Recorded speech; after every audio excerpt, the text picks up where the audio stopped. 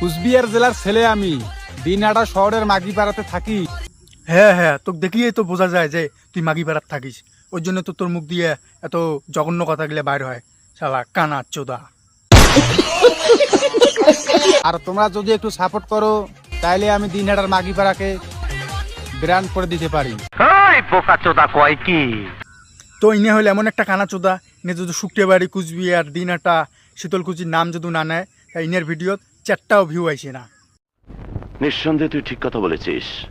ইয়ে বর্তমান দিনহাটা নিয়ে ভিডিও বানাতে লাগছে, ইয়ে ধরিয়ে না পাশা মারি দেওয়া খায়। তো দিনহাটার ভাইদের উদ্দেশ্যে বলছি যে ইনেক যদি দিনহাটার অলিগলির যদি কোনোটাই দেখেন, তাহলে ইনেক ন্যাংটা করিয়ে জামাপড় খুলি নিয়ে পাশাত গুড়িয়ে ইনেক বাড়ি পাঠিয়ে দিবেন।